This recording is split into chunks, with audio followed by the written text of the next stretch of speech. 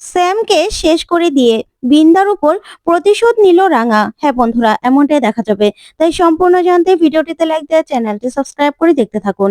গল্পের শুরুতেই দেখা যাবে পাঞ্চেরি একলব্যকে বলে, ভাই রাঙা পালিয়েছে, জানালা দিয়ে পালিয়ে গেছে। তখন একলব্য বলে, মানে রাঙা পালিয়ে গেছে মানে? কোথায় পালিয়ে গেছে? না না, রাঙাকে আমাকে খুঁজে বের করতে হবে। এই বলে একলব্য বেরোতে গেলেই হঠাৎ করে অঙ্কুর আর সত্যজিৎ সেখানে চলে আসে। তখন অঙ্কুর বলে, কি হয়েছে? তখন পাঞ্চেরি বলে, আর বলো না, রাঙা রাঙা পালিয়ে গেছে। তখন সত্যজিৎ বলে, পালিয়ে গেছে মানে? কোথায় চলে গেছে? তখন পাঞ্চেরি বলে, জানি না, আমি তো ওকে ঘরের মধ্যে রেখে বাইরে থেকে দরজাটা লাগিয়ে দিয়েছিলাম। হঠাৎ করেই ঘরের দরজা খুলে দেখি জানালা দিয়ে রাঙা পালিয়ে গেছে। তখন দেখা যাবে ময়না বাইরে থেকে দাঁড়িয়ে দাঁড়িয়ে সবটা শুনছিল। তখন ময়না মনে মনে বলে, ওই মেয়েটা পালিয়ে গেছে? না না, এমনি এমনি হাল ছেড়ে দিলে তো চলবে না। ওইদিকে ওইদিকে একলব্য বলে, আচ্ছা অঙ্কুরদা, তোমরা কোথায় ছিলে? কোথায় গিয়েছিলে তোমরা বলো তো?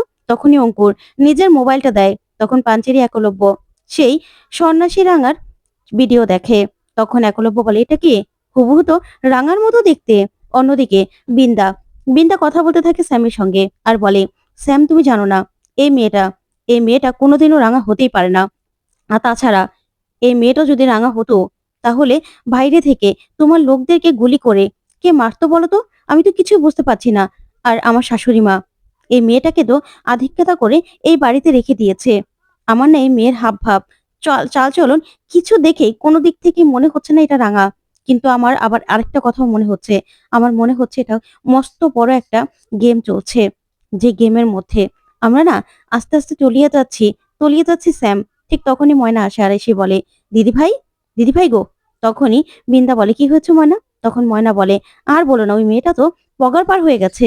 তখন বিন্দা বলে, মানে? তখন ময়না বলে, হ্যাঁ, ওই মেয়ে তো বাড়ি থেকে পালিয়েছে। তখন বিন্দা সম্পূর্ণভাবে ভয় পেয়ে যায় আর বলে, রাঙা বাড়ি থেকে পালিয়ে গেছে, কিন্তু কোথায় গেল? ওইদিকে বিগ বসের মেয়ে এনায়া একলব্যদের বাড়িতে আসে। তখন পাঞ্চেরি বলে, আপনি আপনি এখানে? আপনি কাকে চান? আসলে আমরা না এখন কোনো কিছু নিতে পারবো না, সরি। তখন এনায়া বলে, আচ্ছা একলব্য বসু এই বাড়িতে আছে তো? আমি না ওনার সঙ্গে একটু দেখা করতে চাই। তখন পাঞ্চেরি এই কথা শুনে চমকে যায় আর বলে, কি বলছেন আপনি? ভাইয়ের সঙ্গে আপনার কিসে কথা? তখন অঙ্কুর আসে, এসে বলে, পাঞ্চেরি কি হয়েছে? তখনই পাঞ্চেরি অঙ্কুরকে বলে, দেখো না, উনি উনি ভাইয়ের সঙ্গে দেখা করতে চাইছে। তখন অঙ্কুর বলে, আমি দেখছি, দাঁড়াও। তখনই অঙ্কুর গিয়ে এনায়াকে বলে, আপনি একলব্যর সঙ্গে কি কথা বলবেন বলুন তো? তখন এনায়া বলে, আমার ওনার সঙ্গে কথা আছে। আসলে উনি যেই এয়ারলাইন্স কোম্পানিতে জয়েন করেছে না, সেটা আমার বাবার। তাই ওনার সঙ্গে ইম্পর্টেন্ট কিছু কথা আছে আমার। তাই ওনার সঙ্গে কথা বলতে এসেছি। ঠিক তখনই পাঞ্চের এই কথা শুনে চমকে যায়। তারপর সত্যজিৎ নিচে নেমে আসে আর অঙ্কুরকে বলে, আমি একলব্যকে একটু বুঝিয়ে শুনিয়ে রেখে এসেছি। চিন্তা করো না, আমি একটু আশ্রমে যাব। তখনই এনায়া বলে, আচ্ছা আমি একলব্য বসুর সঙ্গে দেখা করতে চাই। তখন সত্যজিৎ বলে, হ্যাঁ দেখা করতেই পারো, একটু বসো, আমি বরং বেরোচ্ছি, আমার একটু দরকার আছে। তখন তখন দেখা যাবে সত্যজিৎ সেখান থেকে বেরিয়ে যায়। আর ওইদিকে এনায়া বলে, আচ্ছা আমি কি এখন দেখা করতে পারবো না? তখন পাঞ্চেরি বলে, শুনলেনই তো, আসলে আমাদের বাড়ির অবস্থা তো ভালো নয়, তা ভাইয়ের মনের অবস্থাটাও ঠিক নেই। আপনি পরে আসলে ভালো হতো। তখন এনায়া বলে, না, আমার আজকে কথা বলতে হবে। আমি বসছি, ওনার যখন মন ঠিক হবে তখন না হয় ওনার সঙ্গে আমি কথা বলে নেব। এই বলে এনায়া বসে পড়ে। ওইদিকে একলব্য বারবার করে সব কথাগুলো ভাবতে থাকে। হঠাৎ করে একটা শব্দ হলেই একলব্য ভাবে, কি হলো? ওইদিকে রাঙা চুপি চুপি একলব্যদের বাড়িতে ঢুকছে। তখনই একলব্য জানালা দিয়ে দেখতে থাকে যে দেয়াল টপকে রাঙা ভিতরে প্রবেশ করেছে। তখন একলব্য এই কাণ্ড দেখে চমকে যায় আর চমকে গিয়ে সঙ্গে সঙ্গে সেখান থেকে বেরিয়ে আসে। ওইদিকে পাঞ্চেরি এনায়াকে বলে, আচ্ছা আপনি কি খাবেন বলুন আমাকে, আমি বরং সেটাই আপনাকে দিচ্ছি, চা না কফি? তখন এনায়া বলে, না না, আমি একটু একলব্য বসুর সঙ্গে কথা বলতে পারি? তখন পাঞ্চেরি বলে, হ্যাঁ অবশ্যই, আমি দেখছি। তখন এই বলে পাঞ্চেরি একলব্যকে ডাকার জন্য যেতে লাগলেই তখনই রাঙা ওপর থেকে জন্তুদের মতো শব্দ করতে করতেই রান্নাঘরের দিকে ছোটে আর রান্নাঘরে থেকে ভাতের পাতিল এনে সেখান থেকে ভাত ছড়াতে থাকে। তখন পাঞ্চেরি বলে, রাঙা এরকম করতে হয় না, এরকম করে না। তখন রাঙা কাঁচা সবজির ঝুড়িটা নিয়ে সেখান থেকে কাঁচা সবজি খেতে থাকে। যে কাণ্ড দেখে একলব্য পুরো চমকে যায়, বলে, দিদি ভাই কি হচ্ছে এসব? আমি তো কিছুই বুঝতে পারছি না, রাঙা এরকম কেন করছে? তখন অঙ্কুর বলে, একলব্য নিজেকে সামলাও। আর ওই যে উনি তোমার সঙ্গে দেখা করতে এসেছে। তখন পাঞ্চেরি বলে, ভাই তোর সঙ্গে উনি দেখা করতে এসেছে। তখন তো অ্যানায়াকে দেখে অবাক হয় একলব্য। তখন অ্যানায়া বলে, আমি আমি হলাম নৃসিংহরাজ ওনার মেয়ে অ্যানায়া। তখন একলব্য বলে, আপনি?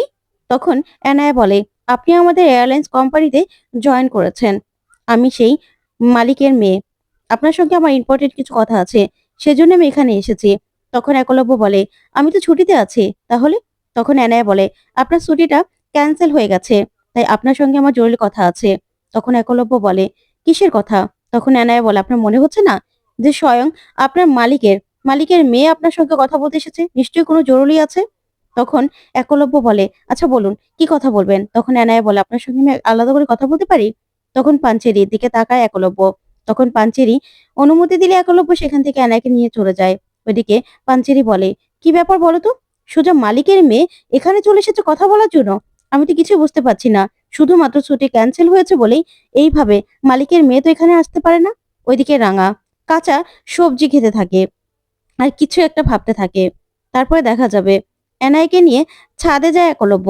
তখন একলব্য বলে, বলুন, কি বলবেন? তখন এনায়া বলে, আসলে আপনার ছুটিটা ক্যান্সেল করা হয়েছে আপনার ব্যাপারে আমি সব রকম খোঁজ খবর নিয়েছি। আর তার জন্যই আমার বাবা আর আমি আপনাকেই ভরসা করছি। আমাদের অনেক লোক আছে, কিন্তু আমাকে কালকেই একটা পার্সোনাল ফ্লাইয়ে করে একটা মিটিং এ যেতে হবে, যেখানে আমাদের বিজনেসের কথাবার্তা হবে। সেখানে আমি শুধুমাত্র আপনাকে নিয়ে যেতে চাই। আমি চাই আমাদের পার্সোনাল ফ্লাইটটা আপনি করুন। তখন একলব্য কথা শুনে চমকে যায়। তখনই অ্যানায়া বলে, হ্যাঁ, আপনি তো বুঝতেই পারছেন সবাইকে আমাদের পক্ষে বিশ্বাস করা সম্ভব নয়, কিন্তু আপনার ব্যাপারে যতটুকু আমি জানতে পেরেছি, আপনি আপনি আমাদের জন্য বিশ্বস্ত। সেটা আমি আর বাবা মনে করি। আর এই বিজনেসটা না অনেকেই চায় না যে আমরা এটা করি। তাই আপনি কালকে ভোর ৫টার সময় কোথায় যেতে হবে আমি আপনাকে বলে দেব। এই বলে চলে গেলেই তখন বিন্দা সবটা শুনতে থাকে। ওইদিকে রাঙা কাঁচা মাংস খেতে থাকে। তখন তো প্রমিতা এসে রাঙাকে আটকাতে থাকে। ওইদিকে রাঙা কাঁচা মাংস খাওয়া দেখে ময়না বমি করতে থাকে আর বলে, ছি ছি ছি, কাঁচা মাংস? এই মেয়ে আমাদের রাঙা কোনোদিনও হতে পারে না, কিছুতেই না। কাঁচা মাংস কি করে খেতে পারে? তখন তো এই কথা শুনে প্রমিতা রাঙাকে বারবার আটকানোর চেষ্টা করে। তখনই দেখা যাবে পাঞ্চেরি প্রমিতাকে বলে, আচ্ছা মা, এরকম কাণ্ড, কাঁচা মাংস খাচ্ছে, এটা কি হতে পারে? আমাদের রাঙা এরকম করতে পারে? কোনোদিনও তো আমি রাঙাকে এরকম দেখিনি। ও কাঁচা সবজি খাচ্ছে, কাঁচা মাংস খাচ্ছে। সবজি অবধি ঠিক ছিল, কিন্তু এখানে কাঁচা মাংস খাওয়া, এটা কি স্বাভাবিক মা? আমি তো কিছুতেই বুঝতে পারছি না। এটা কি আমাদের রাঙা? এটা আমাদের রাঙা কিছুতেই হতে পারে না। তখন ময়না বলে, না না, এটা হতে পারে না। আমি না কিছুতেই বিশ্বাস করি না যে এটা রাঙা। তখনই এনায়া পুরো ব্যাপারটা দেখতে থাকে। ওইদিকে প্রমিতা তখনই রাঙাকে সেখান থেকে নিয়ে চলে যায়। ওইদিকে অঙ্কুর এনায়াকে বলে, আপনার কথা হয়ে গেছে একলব্যর সঙ্গে? তখন এনায়া বলে, হ্যাঁ। এই বলে বেরিয়ে গেলেই ওইদিকে রাঙাকে নিজেদের ঘরে নিয়ে যায় প্রমিতা।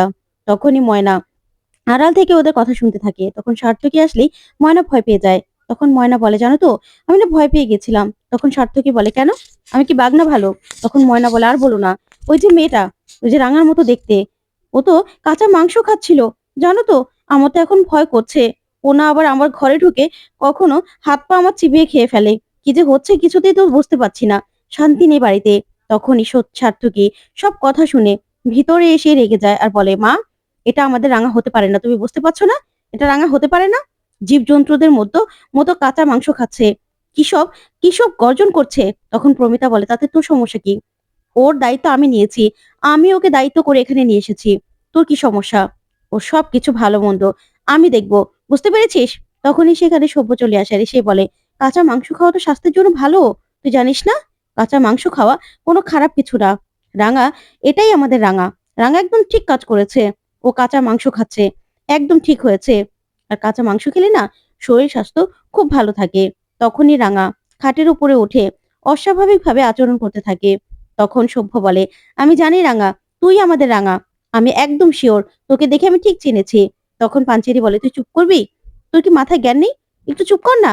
কাঁচা মাংস খাচ্ছে রাঙা, এটা কি স্বাভাবিক? তারপর প্রমিতা সবাইকে ঘর থেকে বের করে দেয়। ওইদিকে দেখা যাবে স্যাম নিজের খাটের মধ্যেই মৃত অবস্থায় পড়ে আছে, মুখ দিয়ে লালা বেরোচ্ছে। তখনই সেখানে পুলিশ, ডক্টর সবাই সবাই সেখানে তদন্ত করতে চলে এসেছে। ওইদিকে প্রমিতা নিজের ঘরে। তখনই রাঙা এসে প্রমিতার সঙ্গে হাত মেলায় আর বলে, একদম, একদম ঠিক হয়েছে মা। একটু পরেই, একটু পরে বড় বৌদির কাছে খবরটা চলে আসবে যে স্যাম আর বেঁচে নেই। একদম উচিত শিক্ষা হবে। বড় বৌদি একদম ভালোভাবে শিক্ষা পাবে। আর একটু পরে ও বুঝতে পারবে যে ওর খেলা একদম খতম। ওইদিকে বিন্দাকে কেউ ফোন করে। ফোন করেই স্যামের স্যামের অস্বাভাবিক মৃত্যুর কথা বললেই বিন্দা বলে, "কি? এটা কি করে ঘটলো? কখন হলো?" তখন তো বিন্দা কাঁদতে থাকে। কান্না করতে করতে সেখান থেকে ছুটে যেতে লাগলেই সভ্যর সঙ্গে ধাক্কা লাগে। আর সভ্য বলে, "কি ব্যাপার? এমন কি হয়েছে যে সামনে কে আছে সেটাও দেখতে পাচ্ছ না?" তখন বিন্দার চোখে জল দেখে সভ্য বলে, "কি ব্যাপার? এমন পাষণ্ডের চোখেও জল? কি হয়েছে? শোনো, সবাইকে তুমি সবসময় বাস দাও না? এরকম উল্টো হয়ে তোমারও যে সবকিছু ছারখার হয়ে যেতে পারে। এবার বুঝতে পেরেছো তো? তোমার না, তোমার যেদিন সর্বনাশটা হবে সেদিন তুমি বুঝতে পারবে। তুমি না কোনোদিনও ভালো থাকতে পারবে না বিন্দা। কোনোদিনও না। তোমাকে আমি বলছি।" তখন এই বলে সভ্য চলে গেলেই বিন্দা কাঁদতে থাকে স্যামের জন্য। তো বন্ধুরা, কেমন লাগলো আজকের আপডেট? কমেন্ট করে জানাতে ভুলবে না। ধন্যবাদ।